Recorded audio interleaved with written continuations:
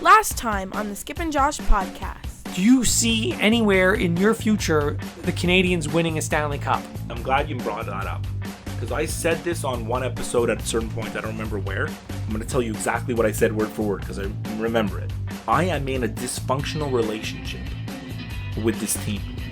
And I think I'm not the only one. There's so many Habs fans out there that want to love the team, but like they make it hard. They make it so goddamn hard to be a fan of the team because they're so stupid. You're listening to the Skip and Josh podcast with Skip Sherman and Josh Obadia.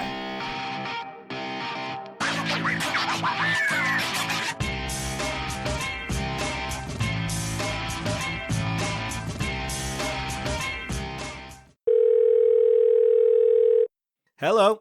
Skippy, Hey, how's it going? it's going great, but I wish we had recorded this episode a week ago. A week ago? Yes. Why? I was really aggravated a week ago, and it would have been a very entertaining episode, and now I've calmed down. Oh my god. What were you aggravated about? I was Last week we... Oh, yeah, okay. Because last week we did like the 100th episode look back, and we really only talked about like that Canadians Galchenyuk trade, and that was kind of it, right? Yeah. So what's going on? I'm aggravated about golf. Oh my god. So I know we said we're never going to talk about golf again, but let me tell you, this episode, the entire episode could be about golf and nothing else. Golf? I highly doubt that, no? Well, we'll see, because I'm very aggravated. We've only ever talked about golf like twice. And it was both times it was to say how it was a what bugs me about Tiger Woods. This has nothing to do with Tiger Woods. Okay, I got to hear this. What's going on? By the way, I actually played golf since the last time I saw you. When? Our department at work, we had a golf tournament. You have clubs? No, I don't. Well, actually, I do have clubs. My clubs are in Montreal. I live in Toronto. I rented clubs at the golf course. Way, way, way better than the clubs that I have. And let me tell you, even a crappy player like me, I was hitting the ball a mile. Oh, and you think it's the clubs? 100%. Well, what could it be? It's not me. I suck. Okay, so what's bugging... I can't believe what's happening here. Like, what's bugging you about golf? I had a whole list of things. Golf wasn't even on the list. Okay, so you know what happened at, was it the PGA Championship with the U.S. Open. U.S. Open. Oh, sorry. yeah. Okay, With Phil Mickelson. Last week after we posted the 100th episode, I texted you saying, did you see this thing with Phil Mickelson? And you're like, what? But I guess you saw it after. I saw it actually before. I just didn't know what you were talking about because I didn't realize it was such a big deal. You made it seem like it was such a big deal. Well, on Twitter... I saw it like the day it happened. I'm like, Yeah. oh, okay, whatever. On Twitter, You that's know? like, it was crazy. It was like as if he committed a felony. Well, this is what bugs me. It's not the golf. Like, I kind of like Phil Mickelson. He's almost like John McEnroe, but Yeah. not quite. No, but he marches to the beat of his own drum, like Right. Yeah. I have no issue with him. Can I just are you going to talk about is your thing about Phil Mickelson? Well, it's about the whole incident. Okay. I just want to backtrack in case people don't know like what we're talking about. Okay. Right? So Mickelson putted and he basically he hit the ball again before it stopped rolling. Which is something that like my kids did the first time we ever played mini golf when they were 4. Right. Right? They hit the ball and then they try to hit it right away again. And he got a 2-stroke penalty for doing that. And he ended up scoring a 10 on that hole. Right? And after they asked him why, and he's like, why'd you do that? And he's like, it was strategy, basically. He said he did it on purpose. He knew the putt wasn't going in, and he was willing to accept a 2-stroke penalty because he thought he was going to do worse than 10. Right? But I mean, continue. In my mind, it goes deeper than that, but continue. So I'm not upset about what he did. Me too. He broke a rule and he was penalized accordingly, Correct. which is 2 strokes. Correct. And so to me, okay, it's done, it's over, move on to the next hole and don't even talk about it anymore. Correct.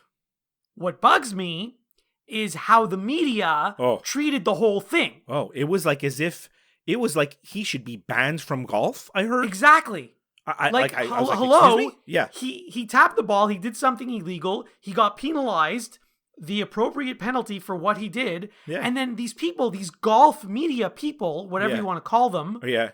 they're like, he should have been disqualified. He should have taken himself out of the round. He should have left right after the hole. He shouldn't have even gone to the next hole. Well, are you kidding me? You don't follow him on Twitter or you don't check, but like John Feinstein Jr., he was like, he took the hardest line I ever saw. He was saying exactly what you're saying, that Mickelson should be embarrassed. It's a mockery to the game. Mockery to the game? Are you kidding me?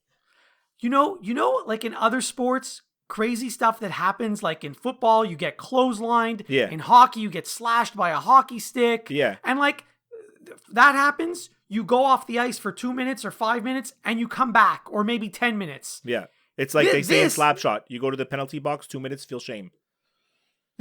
This was nothing compared to that. And you're telling me that he should take himself out of the tournament? It's so ridiculous. I'm happy I agree with you on this because it's so like I know. I was so aggravated with, especially with Tony Kornheiser, by the way, and Mike Wilbon, but more Tony Kornheiser than anybody else, because he went on and on and on. Yeah. And he was like, he should be ashamed of himself. He should have taken himself out of the tournament. He shouldn't have like even shown up the next morning. Do you think it's because we don't play golf that we really don't really like have any feeling towards the game? You know, I don't think that has anything to do with it. We don't play hockey. We don't play baseball. Yeah, I know. And also, you and I know people who play golf. Yeah. And you know what? We haven't spoken to them, but I'm sure if we did, they would have said, "Yeah, okay, 2-stroke penalty, move on." Like you think Sean or Jamie would have said, "Oh, he should have disqualified himself"? No chance. I'll text Sean after this and I'll see what he says. I'm curious. He probably doesn't even know what we're talking about. Sean definitely knows, 100%. Yeah. Sean knows. He follows golf. You know, the whole thing though goes deeper, and they touched on it for a few seconds in One Day This Week on the Kornheiser show. I don't know if it's when Steve Sands was on. Steve Sands also. I actually used to like Steve Sands up until a week ago, because he actually put Tony in his place when it comes to hockey, because Tony knows nothing about hockey, like all Americans. Yeah. And I actually did like Steve Sands until a week ago when he went on Tony's show and said exactly the same thing. He should have been disqualified. Are you kidding me? It's really stupid. But Mickelson and the PGA have a feud. That's fine. This is the tournament that last year at the last minute, Mickelson said, "I'm not going because I'm going to my daughter's graduation." Do you remember this? Yeah, that's also fine. Which is fine, but he did it, and there's obviously tension between the two sides, and you know, Mickelson probably did it to sort of show them up. But like you said, he paid the penalty. And that's it. He weighed the pros and cons of his actions. He knew what the punishment would be. He accepted his punishment, and we move on, right? Here's the thing. If they're saying that he should be disqualified for that, then why is there a rule in golf that if you touch a moving ball, you get a 2-stroke penalty? Right. Then it should be if you touch a moving ball, you should be disqualified. Exactly. It's one or the other. And the rule is currently you get a 2-stroke penalty. So they applied the rule to the letter. Yeah. End of hole, move on. Can I ask you something? Sure. Do you have more to say about this? We've already done 5 minutes on golf. I can't believe it. I have a little bit more to say. Oh my. Not necessarily about this particular incident, but another thing that bugged me about that particular golf tournament was, you know how the first day everyone's scores were terrible because apparently the people who placed the holes, placed the pins, placed them in such a way that it was very difficult to have a good score. There was also extreme wind, right? Right. There was also extreme wind. Anyway, here's my thing. I don't care who you are, Phil Mickelson, Tiger Woods, Rory McIlroy, whatever. Oh my God, the worst you named 3 golfers. Or the worst golfer on the tour. I don't care who you are. Yeah. You have no right to complain about how the course is set up because it's exactly the same for every single golfer. I know. My God. I feel like when they complain about it, it's like, oh my God, I only shot +1 or I only shot 0. Like even, it's like as if they're embarrassed because it's like, oh my God, they're embarrassed not to be -10, right? But like, that's the course, you know? that's the course. Deal with it. So yeah, Exactly. I agree with you. Just Like, golf they shouldn't be people- complaining about it because golf- everybody's in the same situation. Golf, like people who play golf at a high level and people who cover golf, they are like so hoity-toity. I don't even know if there's a better word. Sometimes they deserve to take a golf club in the mouth. And boom goes the dynamite. You know, when we had Matt and Phil on, Yes. Semi-Intellectual Musings guys, they Right. said they liked us because we're not sports snobs, Mm-hmm. right? Mm-hmm. But I Yeah. feel like this past week we heard from a lot of golf snobs, Well, 100% we did. right? Yeah. Anyway, I guess I'm done with that. Oh God, 5 minutes on golf. Oh my God, can't believe that. That's Our insane. ratings just plummeted. Ratings. Yeah, they probably did. You continue. You lead the way. What else did you have? The rest of my stuff is just, small little odds and ends. Okay, But so let's get into some bigger things because there was two big sporting happenings this week. The Mhm. drafts in both two big leagues, the NHL right. and the NBA. Okay. Let's start with the NHL being Canadian, so Okay. we'll go to hockey The National Hockey League. Don't expect any analysis. educated analysis on the draft from me. I can talk about it, but not in an No. educated fashion. Do you have any thoughts on the draft? Like even the presentation of it? Like Well, I didn't watch the draft this year. me I di- too. I didn't watch either of them, basketball or hockey. Okay. So I can't comment on how it went down. That's Mm-hmm. not true. You know what? I watched about half an hour of the hockey draft, so I just Right. lied to you. Okay. No, I watched the first 3 picks. I wanted to see where the Canadians were going to pick. And it's interesting because like we talk a lot about the Montreal Canadiens. That's kind of our team, but like you said, like they seem to be making a lot of news. Like we'd be talking about them anyways, right? Yeah. Yeah. So The Montreal Canadiens are like, they might as well be the Carolina Hurricanes or I don't know, Panthers. the Florida Panthers or just the Columbus Blue Jackets. they're any other team right now. They're not the storied franchise that everyone talks about. But the fans demand that they should be. That's the difference. Well, being in Canada, you should have a decent product on the ice, but they're nothing special. Like they're Yeah. just whatever. They're just a run-of-the-mill franchise going through the motions, and they're destined for eternal mediocrity. I think you're right. Look, the draft went according to plan. The first 2 picks were exactly what everybody thought. Rasmus Dahlin, everybody thinks is going to be the big franchise defenseman, went to the Sabres. Carolina took the Russian winger who plays in the in the OHL. I can't pronounce his name, so I won't even try. Svechnikov, I believe. You're not good with names anyway. Can you pronounce Yeah. Smith? And then it was the Canadians' turn, and no one really knew where they were going to go. And they ended up taking a center, and people kind of freaked out because they went off the board, and he was only rated 8th or 10th overall, and they reached up to get him 3rd. But like, if he's the guy you like, he's the guy you like. And I'm sure they tried to trade down, but they couldn't. So they took the guy they like with the pick they had, right? Listen, they need a center, right? They've needed Yeah. a center for at least 5-10 years. Yeah. And you can't get those guys in a trade, so you No. got to draft them yourself. What's interesting about what the Canadians did this weekend is they took this guy, Kotkaniemi, 3rd, and they had like a bunch of 2nd-round picks, and they took a whole bunch of players. So they've none of these guys are going to be playing for the next year or 2 or even 3. Right? So Marc Bergevin, who's on the hot seat, he's still in the hot seat because his team's not any better, like for this year, So maybe he set them up for 2, 3, 4 years from now when he'll be gone, right? So, Maybe. Yeah. I don't have any expectations for them this year. I just think the draft is such a crapshoot. is. Anybody who says, and I heard it all this week on the talk radio and on different podcasts and in print, anybody who says they think they know for sure this guy's better than that guy, Brady Tkachuk is better than the guy they took, Philip Zadina should have been 3rd, this guy shouldn't have been that, Arizona reached up to get this guy Barrett Hayden who went off the board. Like, anybody who says they know is so full of it, it's not even funny because they don't know. They don't know. They just don't. It's mostly luck. It's mostly crossing your fingers and hoping that the guy you think is going to be good is going to pan out. Like, it's hope. It's taking a leap of faith. All this, So You're going to see there's going to be a guy who was picked in the 5th round. Any team could have had him. course. He'll end up being a superstar. So yeah, and so let's segue right into the NBA draft with that, because that's exactly what happened. The National Basketball Association. Because, last year, the rookie of the year in the NBA this year was Donovan Mitchell of the Utah Jazz, who was picked like 15, 16, something like this, right? Mm-hmm. He was the best one. He's the best guy, was picked 15. So when you're picking, 1, 2, 3, yeah, you're maximizing your chances of getting a really great player, but you don't know. You just don't know, right?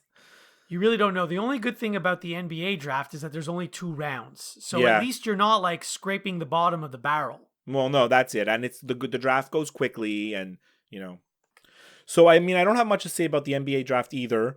Other than that, I don't understand what the Mavericks and the Hawks did. Like, it's like Apparently the Mavericks had the steal of the draft. From what I've been told. They traded to move up in the draft, and they took Luka Doncic, the guy who's playing in Spain. Right. Who everybody 2 months ago people were saying he's number 1, right? And then the Hawks ended up with Trae Young, a guy whose stock fell so low I wasn't even sure he was going to get picked in the top 10.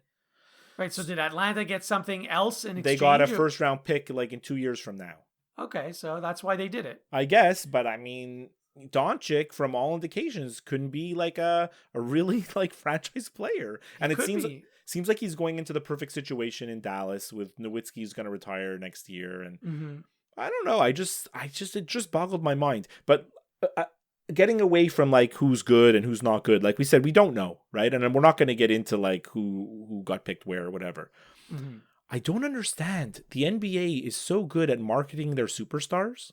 Mm-hmm. And they're so good at like presenting everything they do for television. Although they did screw up this year by not showing the draft of the All-Star game. Remember, there was like the players, LeBron and Curry drafted the teams and they didn't want to televise it. Yeah, that's something you should be televising. Yeah. So they really screw up on the way they televise the way the rules of the draft are. So I'm going to give you the exact example. So Luka Doncic gets picked 3rd, right? Mm-hmm.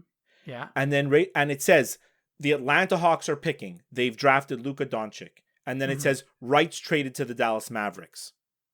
Yeah, you can't trade the pick for some reason. You can't trade the pick on the day of the draft. It doesn't make sense. You actually have to pick what the team wants, the other team that you're trading with. Yeah. You have to pick who they want and then trade the player after. But the whole thing is so weird. So then we wait when we wait 2 picks to see that the Dallas picked Trae Young, and now we know what the trade is.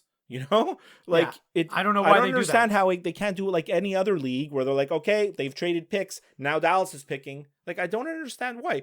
It must have to do with salary cap, or I'm not even 100% sure. It's just so weird. Well, these players aren't making any money yet, so why would salary I don't cap know. be involved? I just don't understand why they do that. It's like it's really quite bizarre.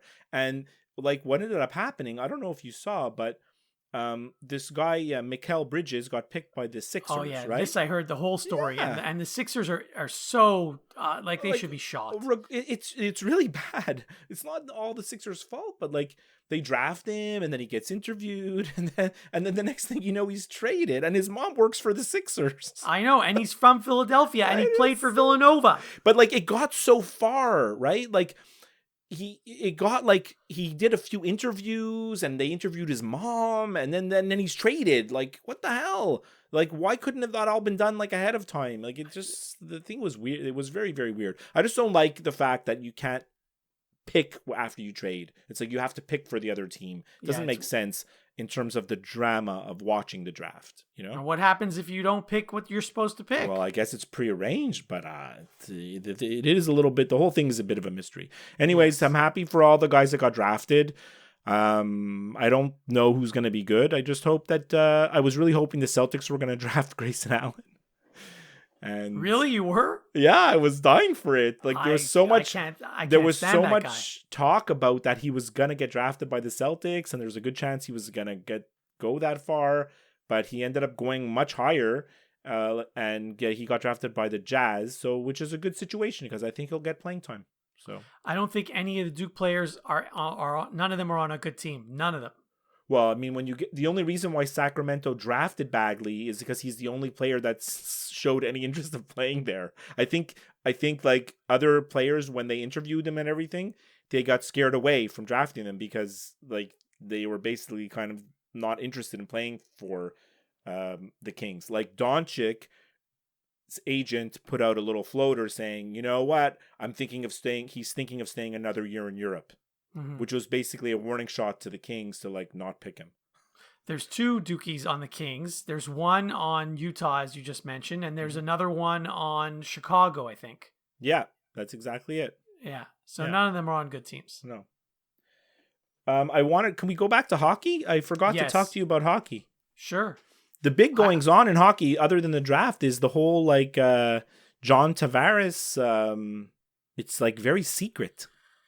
You know, this is another thing that bugs me. Like, you turn on the television and you see, like, John Liu outside a building in Los Angeles. Yeah, they were And, waiting. Like as if there's some earth-shattering news that's about to come down. Like, a guy is having a meeting with another guy. Who Yeah. cares? Why is this news? But it's funny because there's like this news broke that like, okay, he's going to meet with 5 teams, but no one knew what the 5 teams are. So what did everybody do? They found out where the meeting is going to take place. They sent their reporters and they all camped out outside to see who was coming. Oh, the Leafs are the first one to come. They must be on the list, you know? Why? My question is, why aren't the Canadians talking to him? He doesn't want to. He said that? Well, he apparently a lot of teams approached him and Mhm. he told his agent, these are the 5 teams I'm considering. He's, by the way, I'll tell you right now, he's the only free agent that's worth anything. Like, Oh, of they course. should cancel free agent frenzy this year. It should just be him. But I think he's going to sign back with the Islanders when all's said and done.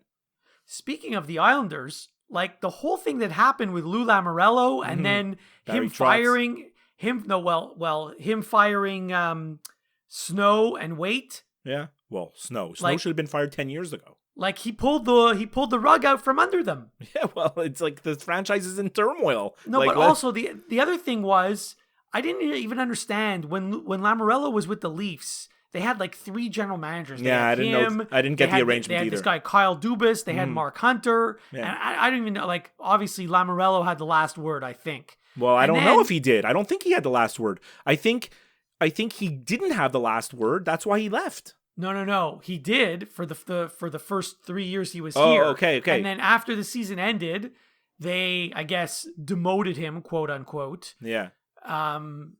They bumped him up into the whatever a nicer title, but Yeah. Less responsibility. Yeah. And then that's when they decided that Dubas was going to be the GM. I don't know if he has a driver's license yet. That's a good one. And so then Lamoriello leaves, and then Mark Hunter leaves. Yeah. Yeah. Well, It's all very I don't know what's going on behind the scenes. do you think the Leafs can sign Tavares? I think they can because isn't he from Ontario? Mm-hmm. Yeah. But the implications on the salary cap. I know they have money under the cap, but to me, if they sign Tavares, it means in like two years, they're going to give up on Marner or Nylander. Like they won't have enough money to sign everybody at one point. First of all, they'll worry about that when the time comes. No, I understand that. Yeah. They can totally manage it somehow. Yeah. I mean, come on. There's got to be a way to manage it. Like you get rid of I don't know your 5th and 6th defenseman or your whatever. Well, Van Riemsdyk's going, so that's how they're able to get all this money for Tavares. he actually had a decent year. I know, but they're moving on. So, and did you hear on Saturday everything that happened with Max Pacioretty? No. You don't know anything. I saw something. I got a notification on my phone that there's no news in the Max Pacioretty trade talks. That's on all I know. Saturday afternoon, there was a bunch of bloggers that said he was traded to San Jose. Okay. And then, of course, everybody started to go crazy. And then the people who actually know stuff, like Bob McKenzie and Darren Dreger, all tweeted that it's not true. Mhm. And then half an hour later, the tweet came out that Max Pacioretty fired his agent and hired a new agent. So this is all connected. Like, it's not a coincidence, the business with the agent. Mm. So, I mean, if you connect all the dots and try to kind of paint a little picture, which is what I've tried to do, what I think happened is the Canadians had a trade worked out. I'm not sure if it's with San Jose or Los Angeles, but a trade was reached. It was agreed on. But the team he was going to said, we will agree to this trade, but we don't want Pacioretty just for 1 year. We need him to be long-term. So the agent negotiated a long-term contract with the Canadians, like a 5-year extension, and said, okay, we're going to do this 5-year extension, and then we're going to trade him, like the sign and trade, right? Then it went back to Pacioretty, and he's like, I'm not doing that.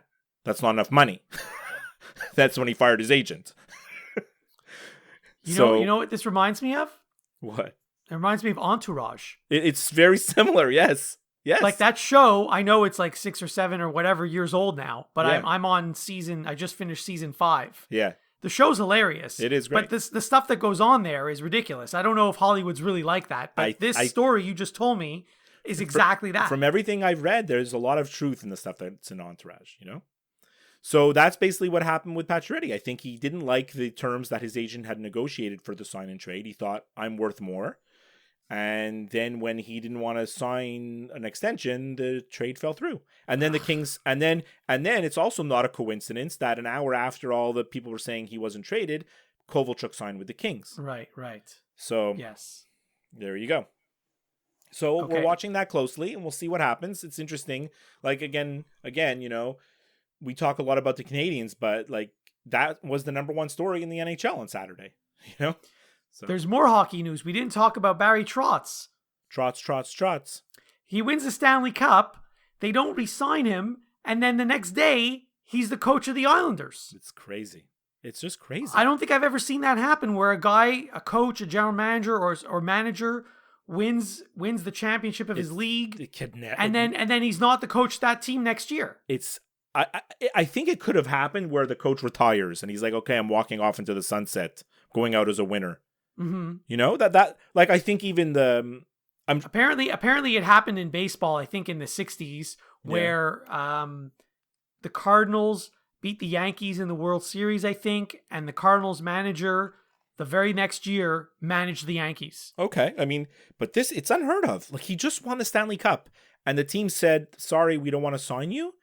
It's too much money. And then they were going to sign him, but they apparently there was a clause in his contract that if he wins the Stanley Cup, he gets like a 20% raise or whatever it is. I don't know. And so they didn't want to? No, X amount of money. No, they said to him, so Yeah. you won the Stanley Cup. Here's the raise that, we promised you in your contract. And he gave him the TK salute. He said, that's not enough. I want more money than that. Ah, okay. So they didn't want to pay him more there, and so he resigned. Looking and actually, back he didn't even resign because his contract just expired. When Yeah, the season he was ended, his a free contract agent. expired. Yeah, he was a So- free agent. But looking then- back on it now, it seems it's like when you look at it now, it shouldn't be as much of a shock to everybody as it was because they could have signed him they were like wait and see all this time. You know, they were a couple more losses and he's fired. Oh, You know? 100%. If they didn't win the cup, he would have been fired. The team gave him like no benefit of the doubt. Basically, is what I'm trying to say. You know. But the thing is, I'm okay with that. Like, Yeah. I don't think he's such an amazing coach that he deserves $4 or $5 million a year. You know, he's the 5th winningest coach all time. That's surprising to hear. To be I know, honest. me too. I was shocked, but because he coached a lot more years in Nashville than you realize, with a lot of wins every year. It's pretty incredible, actually. Well, because now coaches don't last for more than 3 years, right? Yeah. Anyway, I don't. Like I've always said, the coach gets way too much credit when they win and way too much blame when they lose. Oh yeah. Why would you spend $4 or $5 million a year on the coach? Like I know you could stand behind the bench and do almost as good a job for $100,000 a year. They asked the GM of the Penguins today. I saw it on Twitter. Like, what happened in the series against the Capitals? Like, what was the difference? You know? Mm-hmm. And he's like, Ovechkin played great. And Brady Holtby. Holtby played the best series that he had in the whole playoffs. Right. And Kuznetsov became a star right in front of our eyes. Who's Kuznetsov? That's great. We'll get to that in a minute. Kuznetsov said, became a star right in front of their eyes. Like, he grew up in that series. And that's never happened before, basically, anytime the Caps played the Penguins. So they won, like it could happen, honestly, like your son could have been standing behind the Capitals bench. I and don't they want to would've go won. that far, but I know what you mean. Like, by the time you get to the playoffs, how much coaching is being done? I don't know. Is it more motivation or is it X's and O's? Honestly, I don't know. Believe me, it's definitely not X's and O's. No, at believe that me, point. when you get to Game 7 of the Stanley Cup playoffs, it's much more about motivation and reinforcing what your game plan has always been than coming up with some kind of grand scheme to stop Sidney Crosby. You know? Agreed. Yeah. Here's another thing that bugs me. Oh, another one. The whole episode is what bugs you. Things that bug me? Yes, it could be a whole What Bugs Me episode. Americans know nothing about hockey. It's so It's frustrating. not fair to say because It is fair to say. It's a generalization because I'm going to take the other side just for a second because, like we said, Good, I'm glad. there's plenty of knowledgeable fans in hockey cities, you know, and I don't like it when Americans will say, "Oh, you're Canadian. What do you know about the NFL?" You know, because I know more than them. But like, no, but Canadians know stuff about American sports, and Yeah. Canadians know stuff about America. I know, but hockey's the number 4 sport in that country. you Okay, know? but it's not even just that. Let me dig a little deeper here. Okay. What bugs me is whatever sport you're talking about, when a team wins the championship in the United States, they think that, well, if you've won the championship in this country, then you're the champion of the world. Well, you Like- talked about this last time. I know, but I'm touching on it even more. Yeah. Like, it's so arrogant. I can't even think of a better word right now. Mhm. You're not the world champion. No. You're the champion of that particular league, Yeah. is Well, what but- you are. But if that league is the best league in the world, which it is, Still, it bothers me. yeah, I get you. No, look, I mean, I just hear all these Americans saying that the Capitals are world champions. I heard it again. I know it's since the because last time. don't forget, we listen to Tony Kornheiser. It's a Washington D.C. based thing. So I think me and you personally have been overexposed with uneducated Capitals discussions. Right. You know, way too many. Like it's to the point where I didn't listen to them. I fast forwarded a lot of stuff. Okay. You know, because I couldn't deal with it anymore. When Tony Kornheiser, after a month of talking about the Capitals, says, "Who's Kuznetsov?" Yeah, that didn't even surprise me, actually. I mean, like, come on, you know, let's get with it. Okay, Right? what's next? What's next? I only have I have small things, but there's one small thing that I wanted to leave for the show close, but I'll talk about it now because I want to get your take on this. It's probably something that you haven't heard of, or maybe I hope you have heard of it. I'm not sure. Major League Baseball. Saw a tweet yesterday by Buster Olney. Okay. He said that in July, the owners are going to meet like they do every year. It's like a mid-year owners meeting. And the competition committee is going to meet and they talk about things in the game. And lately it's all about speeding up the game and stuff like that, right? Apparently, one of the items up for discussion is... I can't even say it with a straight face because it's so ridiculous. Rules to restrict the ability for the defense to apply a shift on a batter. I heard about this, and it bothers me a lot. It is beyond stupid. Like, I can't even deal with, like, I don't even understand how they're talking about this. If you want to put every single defensive player on your team on the same side of the field, go ahead and do it. If you want to put all 9 guys standing in right field, you should be able to do it. Go ahead Although and do it. apparently there are rules. The catcher has to be in a certain spot and the pitcher has to be in a certain spot. That's in the rule book from what Okay. I read. But That's then the fine. 7 other players should be able to all stand, on second base if they wanted. By the way, you do realize, you probably completely forgot this. We are smarter, you and I, than Joe Madden. Because this whole shift thing, Yeah. we were doing this in the crappy Côte St. Luc softball league Oh, yeah, 20 years ago. Yeah.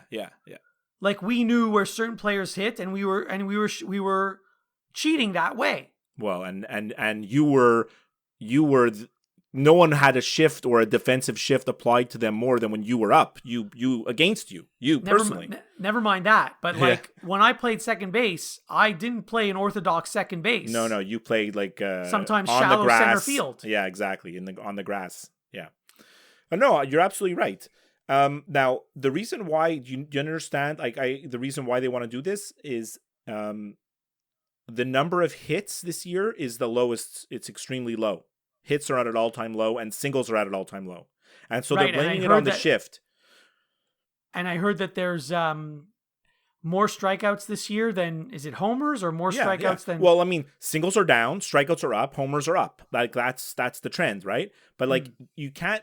Yes, the shift is having an effect on singles, for sure it is, because they're trying to take away hits. That's where that's what the shift is. But I mean, strikeouts being up and homers being up also has a big tremendous effect on the number of hits that happen. Like it's like there's a lot of stuff going on in baseball. It's not just about the infield shift. Now the thing about the infield shift is, how the hell would they enforce it? What are they going to do? They're going to tell you can't play there, because they're going to draw extra lines on the field where guys can stand? Like, I don't understand. And what happens if you're standing in the right place, but then as the pitch is thrown, you move? Yeah. Well, like from what I read is what they're thinking about is they're going to say you're not allowed to have more than 2 guys on this side of the bag. It's done. Right? So it's the really shortstop and the second baseman can play. The shortstop and the third baseman can play anywhere they want, but neither of them can be on the other side of second base, and the same thing goes for the first baseman and the second baseman. But like you said, what happens as soon as the pitcher's throwing? The guy could run over there. Like I don't know. Like, how the hell do you enforce it? Why can't oh god, the whole thing is just so stupid. And they're going to do something. I bet you they're going to do it. If you're a Major League Baseball player and they have a shift on you and you can't hit to the opposite field, you should not be a Major League Baseball player. Yeah, I know. And did you see like the one who's like the manager who's for the restrictions on the shift is Ned Yost. He's come out and said he's for it. He thinks that there's too many shifts and it's affecting the game and blah, blah, blah, blah, blah. But the thing is, the 2 hitters that have the shift applied to them the most is Mike Moustakas and Alex Gordon. Right? Like, is it? I didn't know. Well, that's what I read. So like Mike Moustakas, they shift him all the time, but like, bunt down the third baseline. Do something. Yeah. Do something about it. Like what is the oldest expression? I don't even know who the quote is attributed to. It's hit him where they ain't, right? Yes. Isn't that the whole idea of baseball? Isn't the whole idea of baseball like hit it where the other guys aren't? Now, if they're going to meet to talk about rules, what they should talk about is enforcing the rule that they put in a couple of years ago about collisions at home plate. Oh, because God, yeah. That was a good rule when it was put in my opinion, because you shouldn't be able to destroy the catcher. Yeah. And yet it doesn't seem to be, because because the rule's ambiguous. It's like the catcher can't be blocking the plate, or he can be blocking the plate. He can't obstruct the runner from touching it. Like, there's still collisions, right? Well, then you should have to slide. You shouldn't be able to go I know, into, but when the catcher's totally blocking, when the catcher's totally blocking the plate, if you slide, you're going to be out. So it's like you're being penalized. If he has the ball and you're not there yet, you're going to be out anyway. I know. I hear you. You shouldn't be allowed to knock the ball out of his glove. You didn't like collisions at the plate. No, I hate it. I wasn't terribly opposed to it. Baseball is not a contact sport. Yeah, no, you're absolutely right. It went against like the spirit of the game. That's for sure. And there's 4 bases in baseball, and it seems like there's a different rule for every base. Should it not be the same? I guess. Oh God, as usual, you make way too much sense. And that's what really bugs me. You see things so black and white sometimes. 100%. Which gives you like this clarity to things that I think a lot of people just don't realize. They don't see it the same way as you. Like I didn't think of that till now. Also, like baseball's not a contact sport. Like I was always sort of fine with the collisions. But I guess if you're a San Francisco Giants fan and the year Buster Posey had his leg broken, you're not a fan of collisions, right? Right. Pete Rose in the All-Star game against Ray Fosse. Yeah, that guy never played again. Or exactly. Never played well again. Exactly. Yeah. So I have a few more baseball things since we started on baseball. Let's do it, yeah. Another thing that bugs me. Oh my God, what the hell? I told you I'm on fire today. This really bugs me. I know that they've now shortened the amount, or not shortened, lessened the number of times that you're allowed to go out to the mound. They did? I thought it was always 1 and then you're out. one and the second one? There's a maximum number per game. Oh, that the catcher is allowed to go talk to the pitcher. I wasn't aware of that. Okay. Yeah, that was a new rule. It's just this year. It's the first year they're using it. And actually, I like the rule because I don't want the catcher going out there 17 times. Well, a lot of times the catcher would just go out there to stall time so the guy could warm up. Right. Whatever. That's fine. The Phillies don't need that because they don't need to have their guys warm up. I shouldn't joke about the Phillies. They're doing well. So what bugs me has been going on for at least 5 years, maybe even 10 years in baseball. So it has nothing to do with this new rule. Okay. You'll see, like, the catcher will go out and, all the infielders will come in and they'll have a conversation on the mound. Mm-hmm. And then they'll only be there for a few seconds. And again, this is only like the last 5 or 10 years. This didn't happen when the Expos were playing. This is post-Expos. They'll be out there for a few seconds and the home plate umpire will start walking, like vigorously walking to the mound. Yeah, to tell them to break it up. Yeah. Right. But you know what? Screw you, umpire. They are in a timeout. They are discussing strategy, or maybe they're discussing what pitch they're going to throw, whatever. The fact of the matter is, they called time. But the time is not unlimited. It's not an unlimited amount of time. Because there is no clock. I know. Yes, it is unlimited. Well, come on. So you think the catcher should be able to stand there and talk to him for 15 minutes? You know what I would do, by the way? Let me tell you. Because this is what happens. This is what happens. So you'll see, watch next time you watch a baseball game. I know you hardly watch baseball anymore. The umpire starts walking out, and just before he gets to the mound, the catcher knows because he can hear him. He's got eyes in the back of his head. Yeah, then he leaves. He just leaves just before the umpire gets there. You know what I would do if I was the catcher? I would stay there. I would keep talking. I would start a new topic even and just start a whole new conversation and completely ignore the umpire completely is what I would do. All that does is get you on the bad side of the umpire who's calling the Screw balls him. and strikes. He has no right to come and tell me how long I'm allowed to talk about strategy. A right. That's his job. I don't think so. That never happened at any Expos game I ever went to. That never happened. There's this big directive to speed up the game. That the umpires are part of that. Anyway, I don't like it. All right, I know you don't. All right, I'm going to the show close where I have a bunch of little tidbits for you. No, hold on. I have more baseball stuff. Oh my God. Okay, keep going. You might have to break this up into part 1 and 2 because it's a long episode. It'll be a long episode. We have to talk about Hunter Strickland. You know what Hunter Strickland did? What did he do now? He blew a save.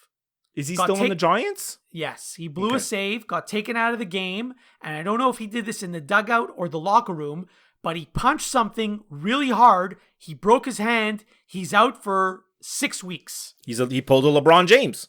Except LeBron actually continued playing. Yeah, that's true. This guy's on the DL. He's lost his closer job, and I find it hilarious. Well, you get what you deserve, right?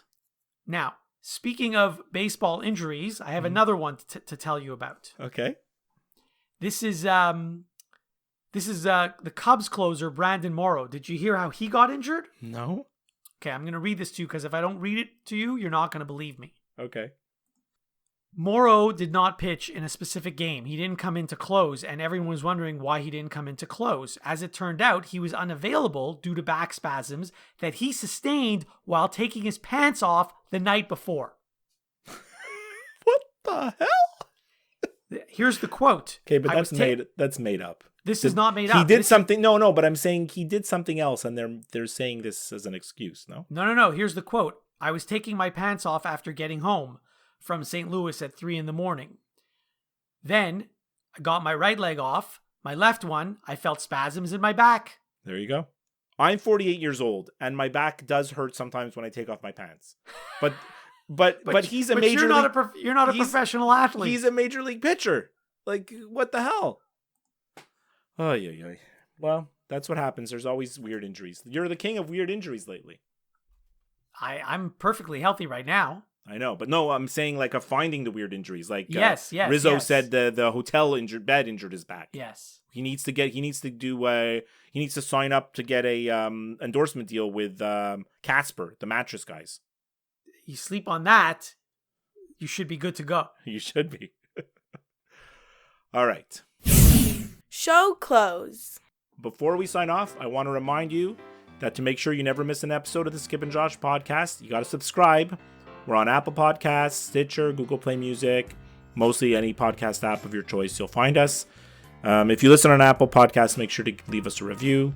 You can send us an email, skipandjoshshow@gmail.com, Twitter @skipandjosh, or by liking and following our Facebook page. And as always, all the links to everything I told you is on skipandjosh.com. We did have some listener feedback. I got a text, but I'll save it for next time. Okay. So what do you got? Okay, so first is a question. And I don't know if you can answer this quickly, but you obviously saw the Germany game where they scored with like seconds left to take the lead. Yes. So watching the replay, you see that there's one of his teammates right next to him who just, stops the ball and then he shoots. Yeah. If you're defending that, do you not find it strange that there's two guys standing right next to each other? Well, they do it on purpose. Usually they get like a left-footed guy and a right-footed guy and to try to confuse the goalie and the wall of defenders as to which direction the kick's going to come from. And that's why I'm never a fan of that little move that they did where they just kick it 1 foot and stop it so the other guy could kick it. But it's all to disrupt the timing of the goalie and of the defenders. Well, it worked very nicely. It definitely did. Like, I can't stand Germany. I can't believe they won. But anyways. Yeah. So I have an update for you on the Song of the Summer. Okay, this is important. I'm surprised your daughter didn't tell me about this. No, because I told her the ones that we talked about, which I had talked about with her already, and she said there should be an update because she thinks the real Song of the Summer is a different song now. It's called One Kiss by Calvin Harris and Dua Lipa. You know Dua Lipa? No, I don't. Okay, well, that's that. Okay. Next thing is, are you watching The Americans? Haven't started yet. Okay, I know I gave you all the files. I didn't know if you started. Well, now I've transferred them to this USB key, and I've returned your USB key back to you, even though you have not yet received it. Yeah, okay. Well, let me make sure that I want to talk about it. So I want to know, like, when you're going to watch it. Are you going to watch it all, like, in 2 days? No, it's going to probably take you 2 months to watch those 10 episodes. You know what? It's not going to take 2 months, but it's not going to take 2 days. Right. The last thing I had on my list is my daughter was in Toronto this weekend. She saw you last 2 nights ago. I saw her for 20 minutes. She was here the whole weekend in the building where I live, and I saw her for 20 minutes. All she wanted from me was my Wi-Fi and a bowl of ice cream. That's it. Oh, and an Advil. Okay, I'm glad. I didn't even know about the ice cream and the Advil. I'm happy. But I'm happy that she met your girlfriend. So now everybody's met her except for me, basically. Oh, no. There's a lot of people that haven't met her. No? Okay. Like Jamie hasn't met her. Book hasn't met her. No. Okay. Oh, no, but Jamie's wife did. Yes. Yeah, okay. Okay. Yeah. Anyways, I'm just looking forward to meeting her. That's all. Okay. I got one more quick thing. Yeah. I was listening to a very old episode of the Bill Simmons podcast. By the way, I don't like Bill Simmons. he thinks he's like God's gift to the world, and he's never wrong, this guy. He thinks he knows a lot more than he does, yeah. But it's like, even if you have an opinion, which everyone's entitled to their own, yours is never right. His So which episode did you listen to?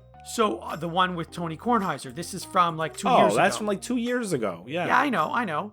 So I was listening to it, and he even he likes Tony Kornheiser, but he treats Tony like, oh, what are you talking about? The Americans is a terrible show. Homeland is a terrible show. You know nothing.